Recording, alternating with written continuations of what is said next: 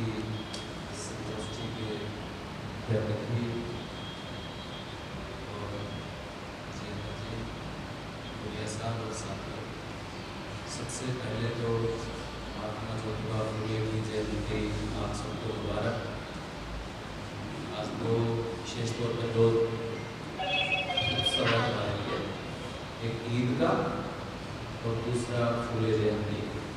और उसमें जो ये विषय रखा है, क्योंकि महात्मा ज्योतिबा फुले के विचार और उनकी जिंदगी का जो संघर्ष है, उसने भारतीय समाज को जिस तरीके से प्रभावित किया, वो एक बहुत बड़ी चैप्टर है अपने आप में। एक पूरे आधुनिक भारत की शुरुआत वहाँ से होती है, ऐसा बोल सकते हैं। इसलिए उनके जीवन के बहुत सारे पहलू हैं, बहुत सारे काम हैं, पर सब चीज़ों पे एक ही समय पे बात होती नहीं है, हो नहीं पाती। इसलिए जो विषय आज रखा है, ज्योतिबा फुले, बाबा साहब भीमराव अम्बेडकर का जो योगदान है बहुजन उत्थान और महिला सशक्तिकरण। तो जहाँ तक ज्योतिबा फुले और डॉक्टर अम्बेडकर का बहुजन उत्थान में जो योगदान है, आप जानते हैं कि जो हमारा भारत है, जिस तरह का वो है, जैसे उसकी सामाजिक संरचना, जिस तरीके से भारत के लोगों का जो सोचने का तरीका बना,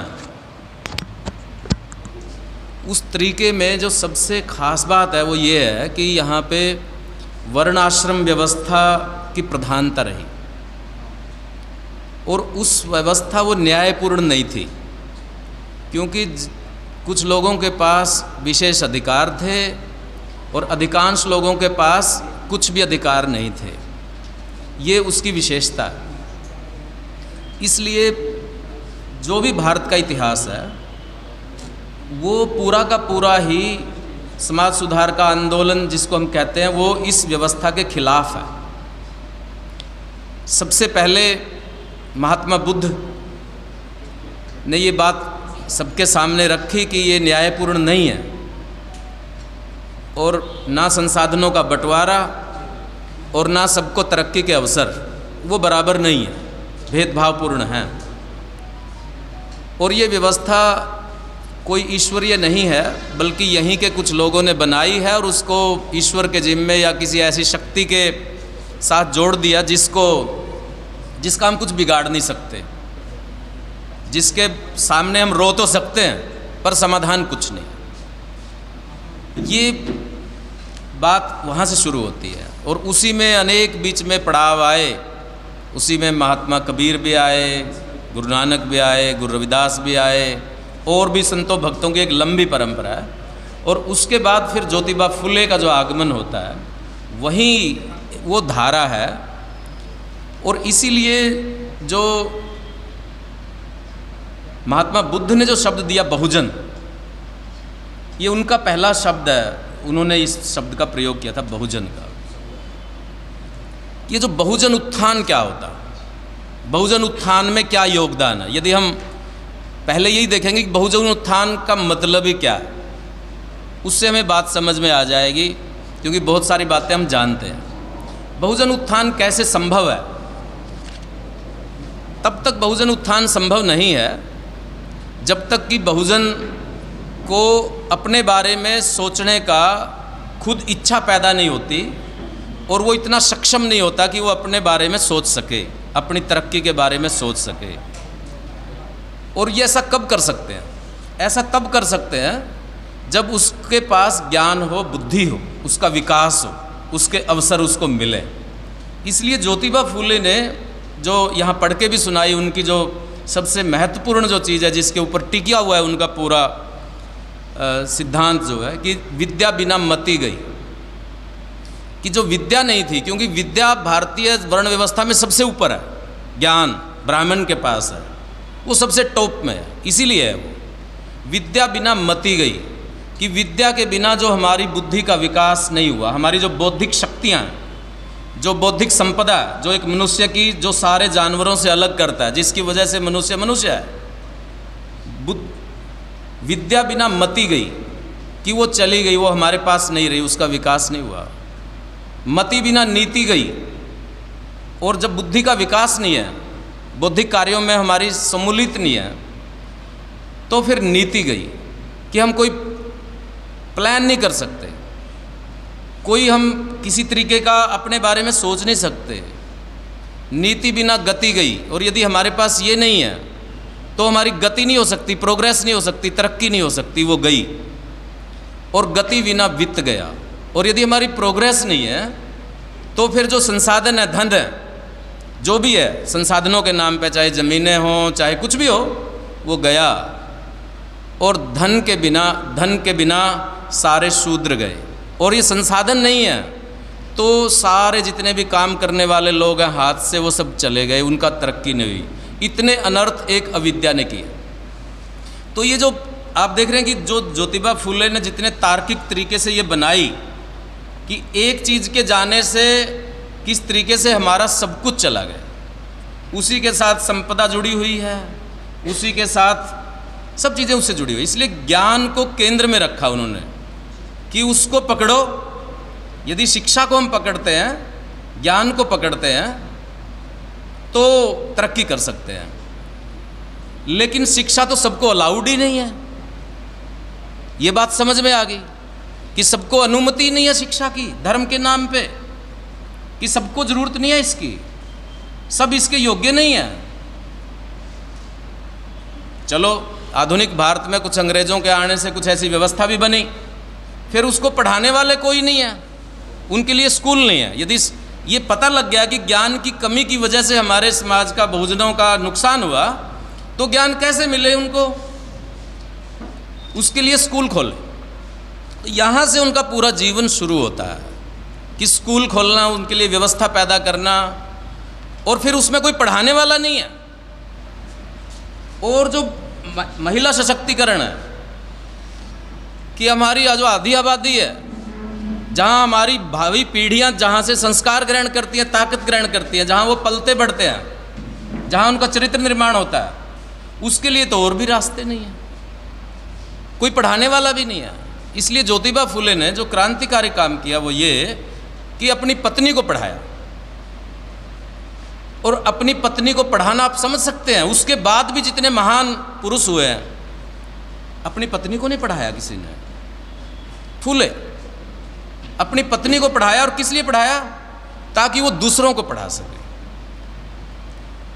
ये बहुजन उत्थान, शिक्षा की प्राप्ति, उसके माध्यम से संसाधनों की प्राप्ति, स्वाभिमान की प्राप्ति, और पूरी आबादी के लिए जो ऊंच नीच है उसको मिटाने के लिए ये काम उन्होंने शुरू किए। उन्होंने बुद्धि को अपने केंद्र में सबसे ज़्यादा रखा कि यदि बुद्धि होगी तो हम संसाधन प्राप्त कर लेंगे, लेकिन यदि बुद्धि नहीं होगी तो हम दान दक्षिणा में, ईश्वर के नाम पे, भंडारों में सब हमारा लुट जाएगा, लुट रहा है। जो इतनी बड़ी चोरी हो रही है लगातार हमारे मेहनत की, हजारों सालों से, शताब्दियों से, किस बात के नाम पे? वो सारी रुक सकती है। किस लिए? यदि हमारा विवेक जागृत हो जाए, यदि हम निर्णयों को तार्किक तरीके से ले सकें, जो छल से, कपट से, धोखे में रख के हमें कि तुमने सिर्फ करते चले जाना है, सोचने का काम तुम्हारा नहीं है, इस जो चक्र में जो फंसे हुए हैं, किस चक्र को तोड़ो। इसीलिए सबसे ज़्यादा जोर जितने भी हमारे महापुरुष हैं, डॉक्टर अंबेडकर हों, फुले हों, सावित्रीबाई फुले हों, या कोई भी हों, सब ने शिक्षा पे जोर किस लिए दिया? सब ने शिक्षा पे जोर इसलिए दिया कि यदि हम शिक्षा प्राप्त कर लेते हैं तो क्या होगा कि हमारी पीढ़ियां जो है नए प्रोफेशन अपना सकती हैं, नए काम कर सकती हैं। यदि हमारे पास शिक्षा नहीं है तो हम वही काम करेंगे जो हमारे पुश्तैनी काम है, बाप दादा जो करते आए, उसी में खप जाएंगे। इसलिए जिंदगी का कांटा बदलने का, जैसे रेलगाड़ी कांटा बदलती है, ट्रैक बदल जाता है उसका, जिंदगी की बदलने का तरीका है एजुकेशन, ताकि हम नए प्रोफेशन चुन सकें, उनमें जा सकें, वो हमारे लिए उपलब्ध हों, अन्यथा मजदूर का बेटा मजदूर बनेगा और क्या बनेगा।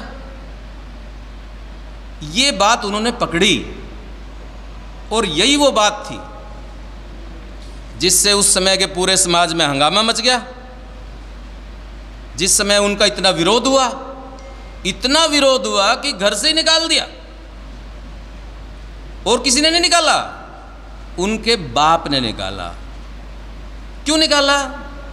क्योंकि हमारे समाज में वो बुद्धि जकड़ी हुई है, हमारी बुद्धि, हम सब उसी से निर्णय लेते हैं। जो भी हमारे परिवार में इस जो जमी हुई वर्ण व्यवस्था की जो परंपरा है उसके खिलाफ कुछ भी बात करता है तो सबसे पहले परिवार वाले उसका विरोध करते हैं, सबसे पहले परिवार वाले उसका बाइकाट करते हैं, ताकि हमारे समाज में चेतना ना घुस जाए किसी तरीके से। तो हमारी लड़ाई ब्राह्मणों से नहीं है, किसी और से नहीं है, हमारी लड़ाई हमारे खुद से है, जो हमारे बुद्धि में बैठा हुआ है, जो सोचने का हमने तरीका बना रखा है, उसके साथ हमारी लड़ाई है। जो हमारे जितने भी महापुरुष हैं उन्होंने ये सिखाया कि खुद से लड़ो, हमारे अंदर ये जो कीटाणु बैठे हुए हैं उसको पहचानो, उसको चिन्हित करो। इसमें होगा बहुजन का उत्थान। इसमें बहुजन का उत्थान नहीं है कि उसने 2 मंजिली कोठी बना ली, कि वो एक बड़ी गाड़ी में चलता है, नहीं, इसमें नहीं है उत्थान। ये तो उस उत्थान के परिणाम है। उसका कारण क्या है?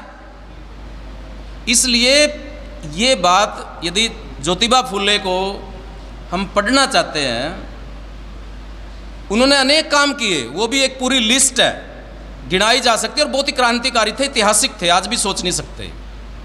लेकिन वो सारे काम कहाँ से निकले? वो सारे काम यहीं से निकले कि जब तक महिलाओं की तरक्की नहीं होगी, उनको बराबरी का दर्जा नहीं मिलेगा, तब तक हमारा समाज आगे कैसे बढ़ेगा। इससे काम निकले।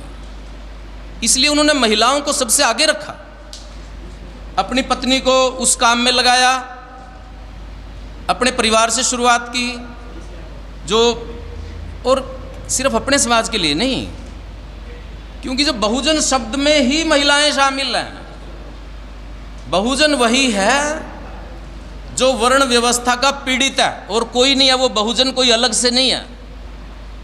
वर्ण व्यवस्था का पीड़ित का मतलब है कि जिसको नॉलेज यानी ज्ञान, जिसको ताकत और जिसको संपदा, ये जो 3 ऊपर के वर्ण हैं, जो उसको विशेषाधिकार हैं, जो इनसे वंचित है, वो बहुजन है, वो बहुजन है सारा। ज्योतिबा फूले ने ये बात बताई, इसलिए उन्होंने, अब देखोगे ना कि कितने हमारे समाज के अंदर विभाजन बने हुए हैं। उन्होंने एक किताब लिखी, किसान का कोड़ा। जो किसान बैठे ना सड़कों पे, किसान के सामने क्या दिक्कत है, उसमें क्या लिखा कि 2 तरह के किसान होते हैं। एक कुणबी होते हैं जो अनाज पैदा करते हैं, एक वो होते हैं धनगर होते हैं जो पशुपालन करते हैं, भेड़ बकरी, और एक किसान होते हैं जो सब्जी फ्रूट पैदा करते हैं, माली बागवानी करते हैं। सारे किसान एक ही हैं। उन्होंने ये जो इतने विभाजन आज हम देखते हैं जातियों के नाम पे जो हुए हैं, उन्होंने कैसे एक ही उसके अंदर डाल दिया कि सारा एक वर्ग है। तो वो ऐसे इस तरीके से सोचते थे